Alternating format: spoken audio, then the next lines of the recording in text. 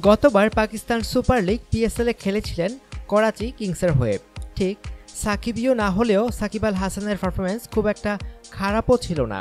তবু এবার তার আগের দল করাচি ধরে রাখেনি বাংলাদেশি অলরাউন্ডারকে। তবে সুযোগটা লুফে নিতে দেরি করেনি পিএসএলের অন্য দল পেশোয়ার জালমি।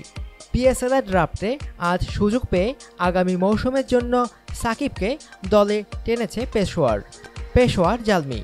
নামটা পরিচিত লাগার কথা বাংলাদেশ ক্রিকেট প্রেমীদের কাছে। গতবার তো এই দলেই খেলেছিলেন তামিম ইকবাল। বাংলাদেশের ওপেনার এবার খেলবেন পেশোয়ারেই। প্লেয়ার্স ড্রাফটে আজ শুরুতে প্লাটিনাম পিকে শহীদ আফ্রিদি, এডুইন মর্গান ও ওয়াব রিয়াজকে নিয়েছে পেশোয়ার। এরপরে শুরু হয় ডায়মন্ড পিক, আর তাতে প্রথম সুযোগেই পেশোয়ার দলে নেয় সাকিবকে। পরে গোল পিকে তামিমকেও ধরে রাখে দলটি। এখন পর্যন্ত এদের সঙ্গে পেশোয়ারে যোগ দিয়েছেন ড্যারেন সামিও। ওয়েস্ট ইন্ডিজের টি-20 বিশ্বকাপ জয়ী অধিনায়কই হচ্ছেন সাকিবের দলের অধিনায়ক। গোল্ড ক্যাটাগরিতে আছেন শাহরিয়ার নাফিসও, সিলভার ক্যাটাগরিতে আছেন সৌম্য সরকার ও শুভাগত হোম। মোট 414 জন খেলোয়াড় আছেন খেলোয়াড় ড্রাফটে। অনুগ্রহপূর্বক সংবাদটি শেয়ার করুন এবং খেলাধুলার সর্বশেষ খবর জানতে স্পোর্টস লাইট সাবস্ক্রাইব করে রাখুন। ধন্যবাদ।